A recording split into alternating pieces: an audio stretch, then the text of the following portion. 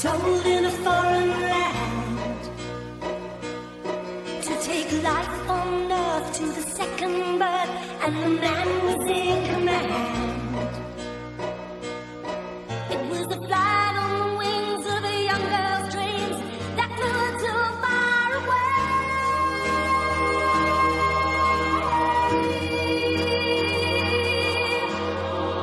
Don't push too far, your dreams are China in your hand. Don't wish too hard because they may come true, and you can't help them. You don't know what you might have set upon yourself.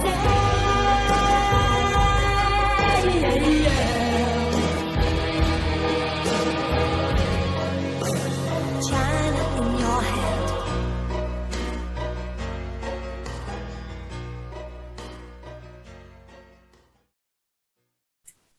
Now, I have to apologise. My gardener's turned up a day early. I sound like the Queen, don't I? Oh, Any noise that might go on outside. He just said, "Oh, today's better for me, Carol. I hope that's all right." And I didn't really have a say in the matter because it's like trying to get hen's teeth, getting to someone to take those, So yeah. okay. Well, welcome to Just Chopsing podcast. Carol Decker from Tapao. Hello, how are you? I'm good. And you were just telling me you used to live in Eindhoven? I did for about a year when I was about 18. My uncle lived in Holland. He divorced my mom's sister and ran off with a Dutch model. Oh, right. Okay. And then nobody spoke to him for years until I thought, well, he got talking to my dad and he said, does Carol want to come over and she can au pair for us for a while and enjoy some time abroad? So I went, yeah. So we started talking to him again. And I worked for him looking after his little girl. And then I worked in a bar in a place called Sertogenbos, which is, I think. Yeah. Yeah. So, yeah. Oh, very good. I didn't learn much Dutch because the Dutch are so brilliant at English that I didn't really have to get tested. Yeah, that's true. Yeah, when I start speaking Dutch, they all speak English back to me. So it's a bit of a nightmare. Yeah. Anyway, so first of all, I need to say hello from an old friend of yours, Mike Armstrong. Oh yeah, I just saw each other the other day. Yeah. Yeah. We had him on the show a few weeks ago now. That's a nice song, hasn't he? Yeah. It is a nice song. Yeah. Came out on the same day as yours. Oh, did it? Yeah. No, it's a direct competition. Yeah, his has got a real Billy Joel feel to it, I think. Yeah. Yeah, cool. Yeah, so you have a new single, Guess Who's Sorry Now? That's right. We put it out as a download single on the 30th of April. And it went to number 27 in the iTunes chart, which we really didn't expect because our new stuff doesn't get that sort of attention, sadly. The sort of classic 80s hits are very well catered for because everybody loves the 80s and it's had quite a renaissance for many years now. So there's festivals and 80s formatted stations. So all my old stuff gets played all the time, but it's quite hard to get people to give your new stuff much traction. Yeah. I'm delighted with that. And then there's another chart over here called the Heritage Chart, set up by Mike Reed. The 1980s sort of Top of the Pops Radio 1 DJ. Because he saw that gap, which was lovely. So it's a platform for all of us. I think we're number 13 in that at the moment. So that's good. We were in the hot new release on Amazon. So it was great, and thank you, my fans. Yeah, I really like the song because it feels like real music, You can hear the chord changes and in the guitars and it is a real, it's a sort of an 80s throwback song, I suppose. Well, that's because it's got that 80s vibe to it. Yeah, that's because it's me and Ronnie, Ronnie Rogers. I don't know how much you know about Tapao, but Ronnie and I have, we put Tapao together and we've always written the songs and he co-wrote all the huge hits with me. And then we've both collaborated with the band on these, but Ron does that's Ron on the guitar. In fact, I was listening to it the other day and there's some real loud guitar squeaks in the Yeah, that's what I mean. I don't think he heard. You're supposed to take those out. I like it though. Yeah, it makes it real, doesn't it? Yeah, because the music at the moment is just so much electronica and the standard pop music, Yeah, well, I guess, we have to be careful not to sound like old farts, don't we? It was always my day. I like a lot of newish stuff. Although I must admit, I don't know much about a lot of the really emergent big artists. Like my daughter is into Doja Cat. Okay. No idea who she was, and she's insanely, massively successful. And I didn't know who she was. So that's a real age thing. But I think, your tastes are sort of forged in a certain era, aren't they? At a certain age in your life. So it's probably why we all like the 80s, I think. Yeah, maybe. At our vintage. So you missed the 80s then? No, I don't miss the 80s, no. But I'm just saying it was a fun era, wasn't it? With the music was great. The artists were unique and unique to each other as well. When you think of how different people look, like Madonna and Boy George. And yeah, well, it was very individualistic, wasn't it? Exactly. And the pop songs were brilliantly crafted. And then, of course, you had, the birth of MTV, the mobile phone, the computer, sort of everything sort of seemed to burst, didn't it? And it was an incredibly exciting decade. Yes. I think people like to refer to it all the time. I don't miss it, but I'm glad I was young in it, definitely. Yeah, me too. Yeah, me as well, yeah. So what was it like then? So when China in Your Hand came out, that was kind of like an overnight sensation, really. And, it went massive. It was the number one for 5 weeks, and then the album went quadruple platinum. Yeah. What was that like? That must have been a crazy time for you guys. Well, it was. Funnily enough, that overnight sensation thing. Well, Heart and Soul was our first international hit. And Ronnie and I had been slogging away for about 5 years before we got a record deal. So it wasn't really overnight. It just seemed that way. But for us, it was a very long and painful road sometimes. And we put Heart and Soul out in the UK, and it was a huge flop. Went in about number 98 straight out again. And we thought the record company were going to dump us. Oh, no. But fortunately, America liked it. So it started climbing up the Billboard chart, which was great. Got to number 4 and stayed on the Billboard chart for 6 months. And then a trendy jeans company at the time, Pepe Jeans, used Heart and Soul in its cinema commercial campaign. Yeah, I remember that, yeah. It was a little bit of cool and a reprieve. So it got re-released in the UK and also went to number 4 in the UK and top 5 most places, territories it was released in. And then came China in Your Hand, and that was, you're quite right, it was just insane. And excuse me, I'll never forget the chart positions. It went in at 43. So it went 43, 19, 5, 1. So it had legs. We knew it had legs. It was sprinting up the charts. And then to stay there for 5 weeks was it was insane, And, and of course, it opened up this incredible world for us, and we were all over the place, high flyers, busy bees. I remember it was so exciting. The private jets would be laid on because our schedule was so busy. We couldn't always make a scheduled flight. So you go from New York back to London to do Top of the Pops, then get to Heathrow, jump on a private jet, and go to Germany or Italy or something, not just to be on a private jet, darling, but literally they just had to fit the planes around where we were needed, Yeah. And it was great, but some of them were really small. And excuse me, I remember one. We got there and the plane was laden with booze. There was champagne, beer, everything, and we had a few hours flight in it. And we were all like glug, glug, glug, like youngsters do, and filling our boots. And then we discovered there wasn't a toilet. Oh. And I have a bladder the size of a pea. I think a couple of the boys went in some bottles at the back of the plane. Yeah. I got to wherever I was going. I just sprinted to the airport toilet, So there was like, note to self, next time you get on a private jet, make sure there's loo. Or take a bucket. So there were heady days, and we went. Well, I mean, that's the stuff dreams are made of for young pop stars, Yes, and we all loved it. We all absolutely loved it. Couldn't get enough of it. People, it's nice to be liked and wanted and admired and upgraded and all the things that go with it. You can imagine, Yeah. And we used to stay for the Dutch connection. We always stayed at the American Hotel in Amsterdam. Okay. which is fantastic hotel. And then we did a lot of our second album in Vista Lords Studios, which is also in Belgium. Yeah, big Dutch connection.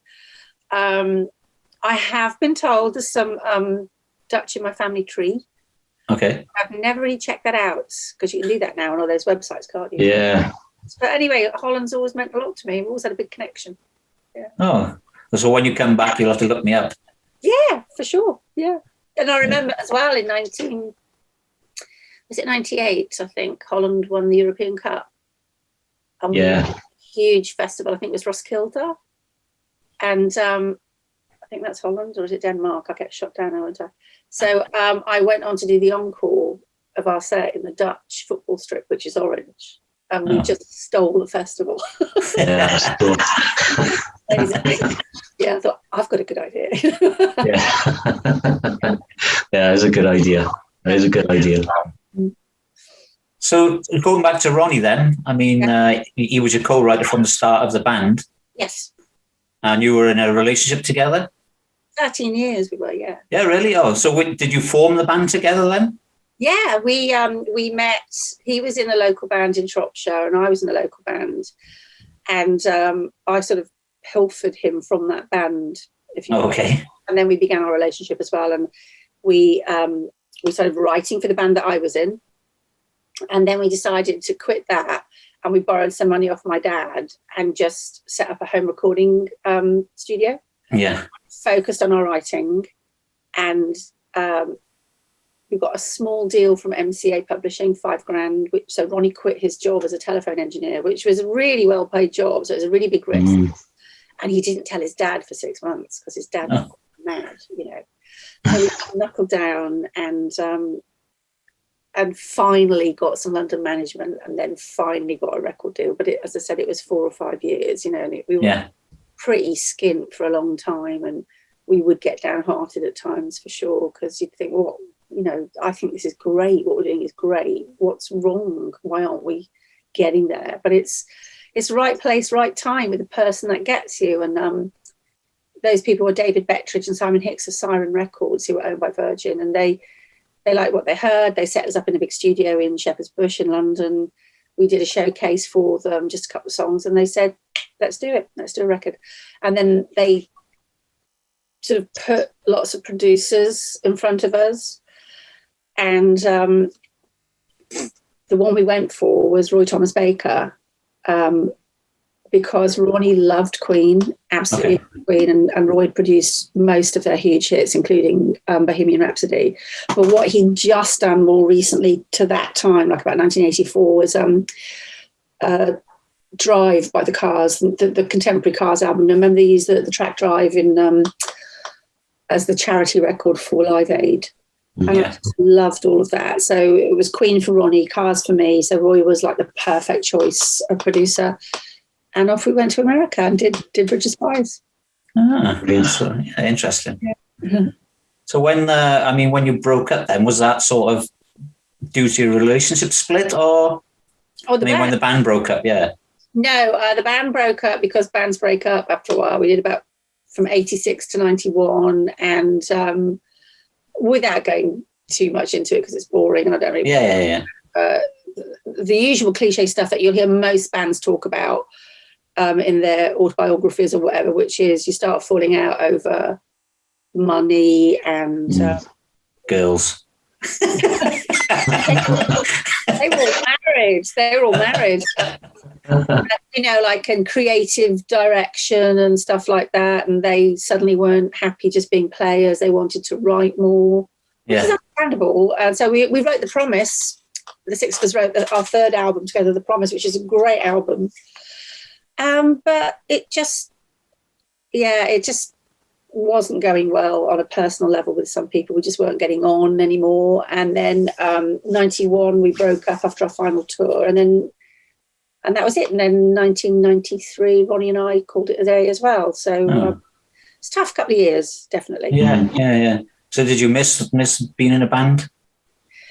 I did. I kind of just took some time out because a lot had happened.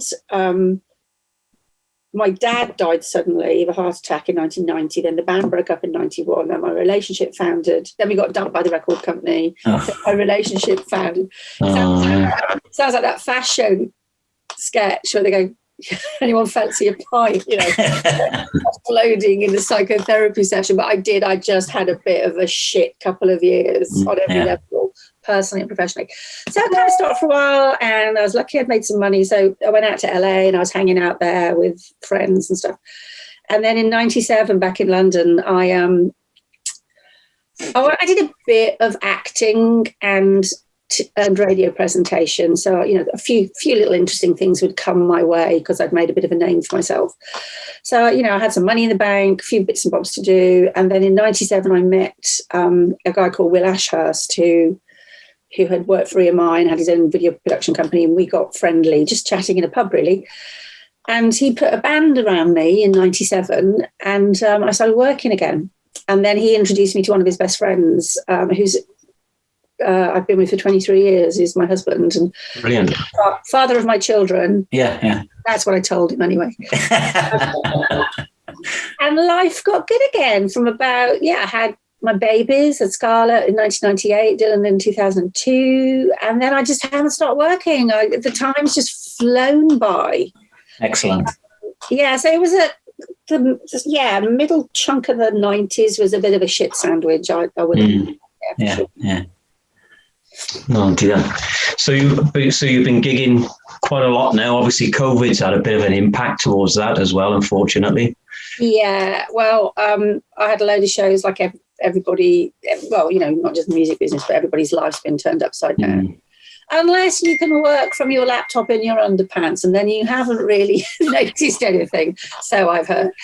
But those of us who have to go out to work, definitely got hit hard. And I'm just, before I've spoken to you today, I have been doing emails all day, moving shows around. It's still a nightmare. It's great that they're coming back online, but like I had a tour of, what have I got here? I could tour that all those days. They were booked in for April. They've now been postponed, possibly to September next year. So, and I had another show is moved 3 times because everybody's having things moved and postponed and all the rest of it. So it reminds me of that. Remember the 3D chess game in Star Wars? My diary's like that at the moment. I'm going, I can do that. Can they do that? And they come back and go, no, they can't do that. Can you do that there? I go, no, I can't do that there. Oh, they do it here. That's a nightmare. Okay, we can all do it here. Let's do it there. And it's like, it's still a movable feast for sure. But I feel much more cheerful than I did last year. I didn't handle it well, really. Just couldn't get over it. It was awful, wasn't it? It's just awful. Yeah. It wasn't good. Well, I don't know what you guys do. Do you have day jobs? It's like, it was dystopian, wasn't it? Like we were in some terrible zombie film or something. Yeah, well, I sit behind a laptop all day in my underpants, to be honest. And I've done that for the last 18 months. Perfectly happy. Yeah, that's it. Although I have missed the interaction with people. Obviously, I have Zoom calls with my work colleagues, but it's not the same. It'd be nice to interact with people properly, and I can't wait for that again. So it'll be nice. Yeah, and the great thing about technology is that luckily some people have been able to carry on earning a living, which is really important. Everybody's got a mortgage to pay. Most of us have anyway. Yeah. But I couldn't get over being told you can't leave your house more than an hour. You can't go to the shops. You've got to wear a mask. You can't sit on that bench. And where I live in a little town called Henley-on-Thames, and we've got an outdoor market in the square. And they fucking taped it off. Oh, never. In one end, out the other, and wear a mask outside in an outside market. But if you were that side of the ticker tape where the pavement was, you didn't have to wear your mask. But if you were this side, you had to wear a mask. It was insane because it was all outside. Just stuff like that drove me nuts. But anyway, hopefully it's Yeah, hopefully we're going to get to the back end of it, Yeah.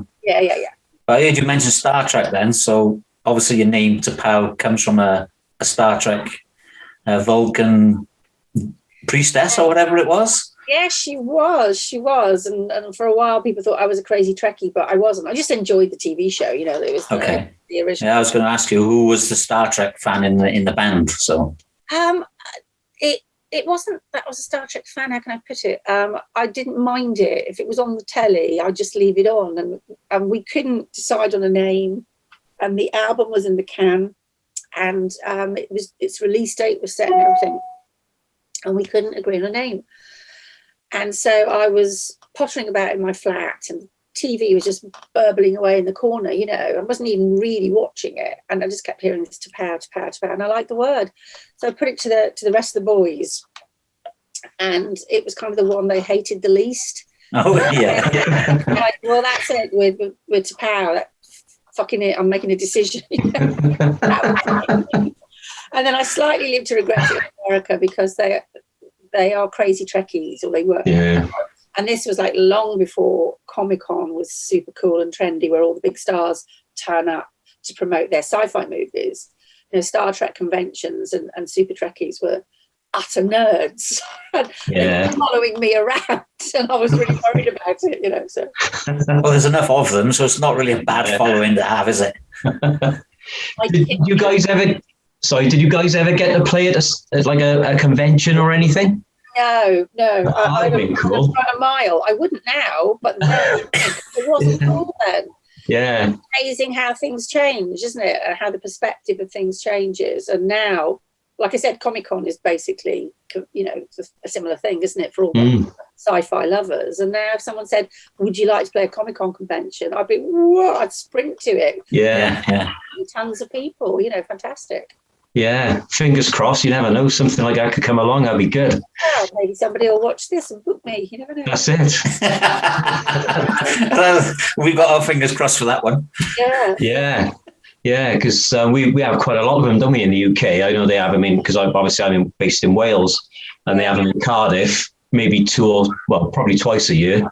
Yeah, well, let's go to my kids have been to London twice, and then we were in San Francisco 5 years ago, and there was one on there at the same time. They went to that. Yeah. Well, that'd be cool. One in Holland as well. Yeah, that's big business now for sure. Yeah. Have you got anything else, Dave? Yeah. So one of the gigs that you penciled in for doing this year is Wales Rocks, which is a bit of an 80s revival in Newport, in a large place there.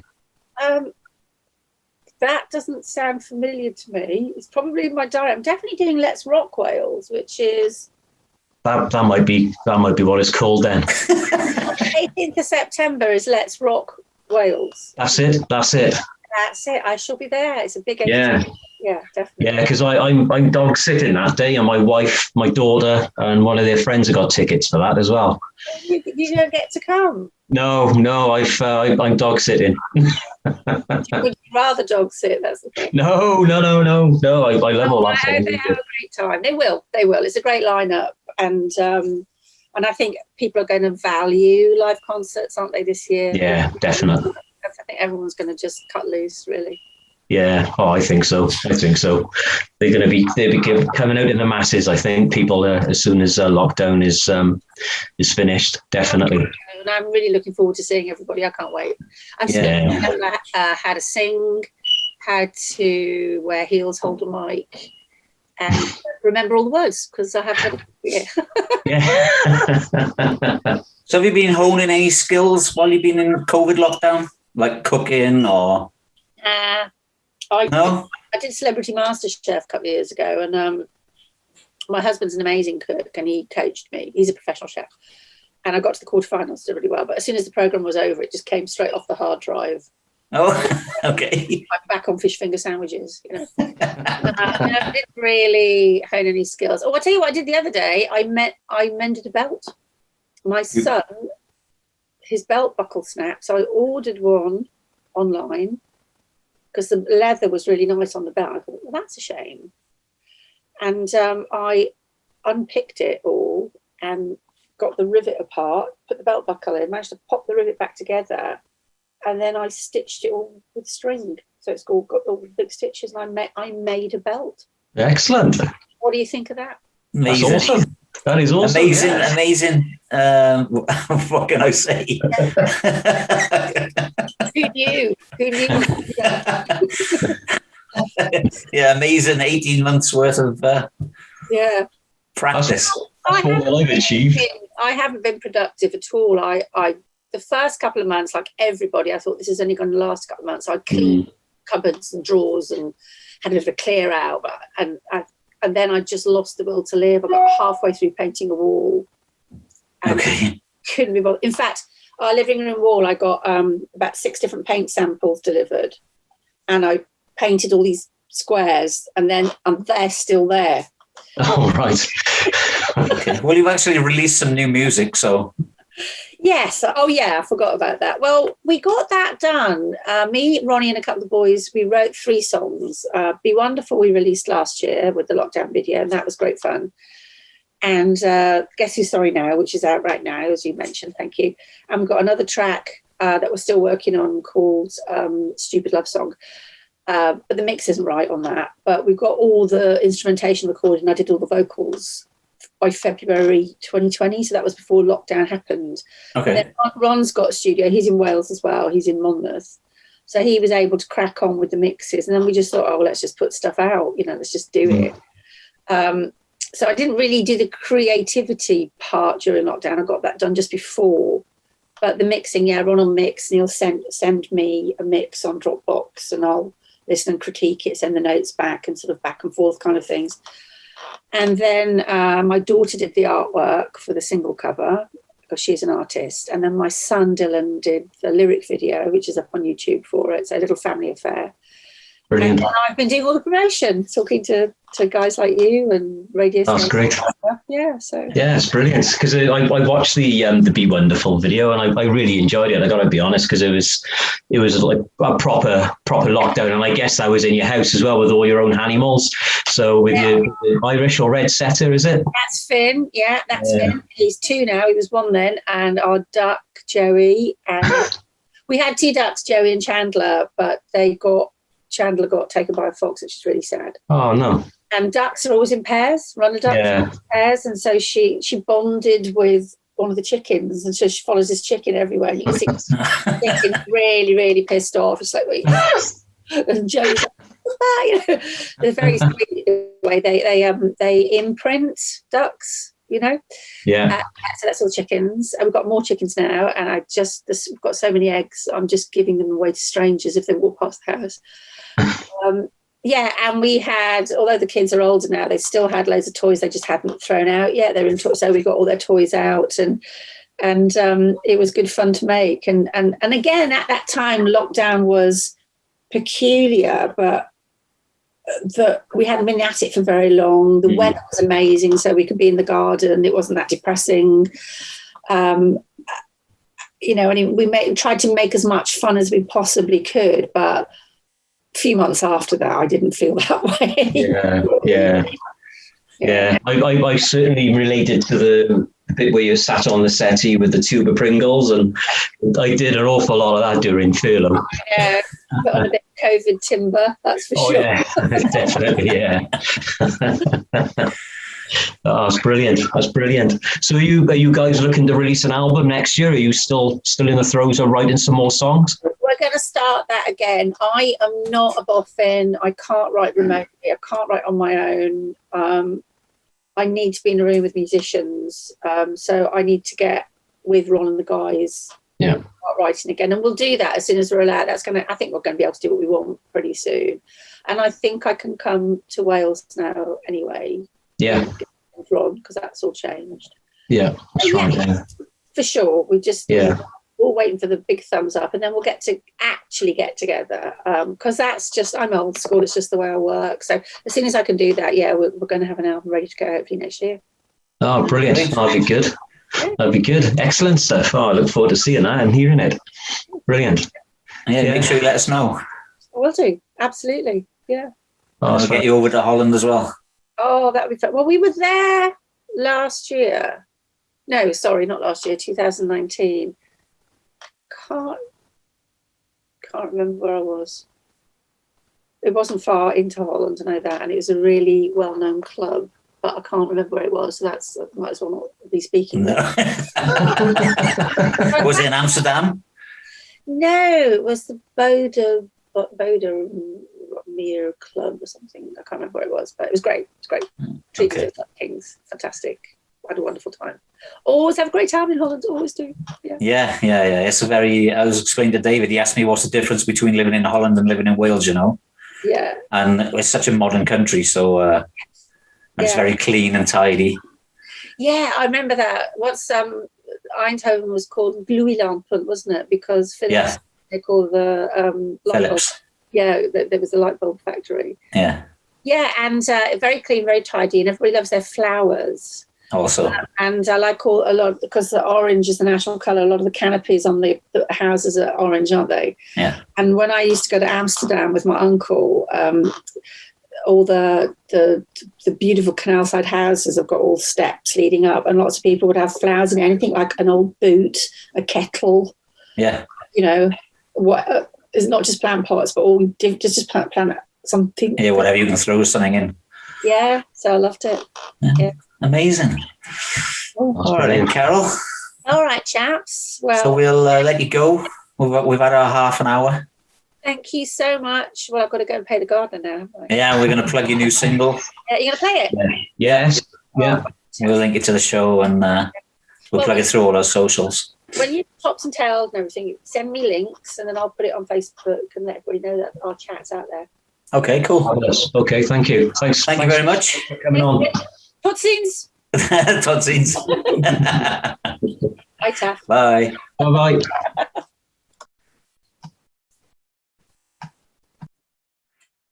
There you go, Dave. That was a nice interview with Carol Decker. Yeah, she was lovely, man, wasn't she? She was really good. Yeah, I got to be honest. I always had a bit of a crush for her when she came out with China in Your Hand. So that was a bit of a special interview for me. It was nice. I did enjoy that. Yeah, you did have a bit of a moment at one point. Yeah. So, but yeah, we're going to finish the show today in a little bit of a different way with playing the video. Fantastic. I just hope it doesn't get pulled off the YouTube.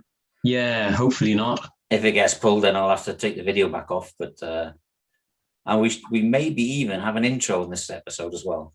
Fantastic. So we'll have a new intro and a different ending. Brilliant. Let's do it. But that's if I can work it out. Or I'll get my girlfriend to work it out. Yeah, I think that's the wise idea. All right then, mate. Let's wrap it up, and we'll say, guess who's sorry now with Tapao. Brilliant. All right. See you later. Yeah. Take care.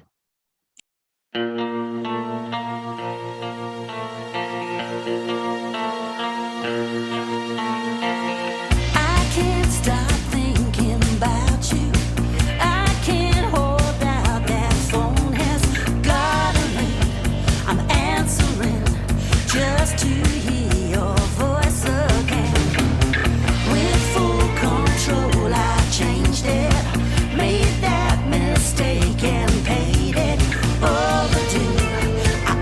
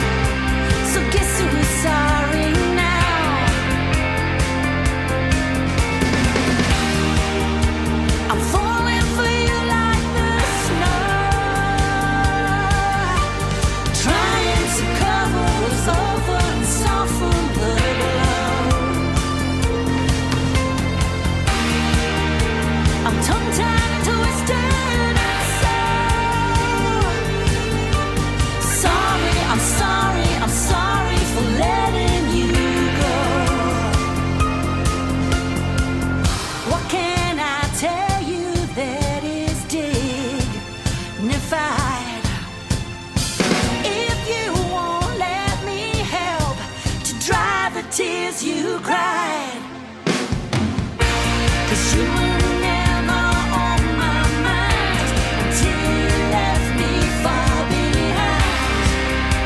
I should have known somehow. I should have known somehow.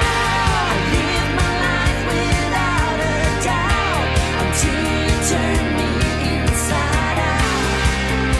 So guess who's sorry now? 'Cause you were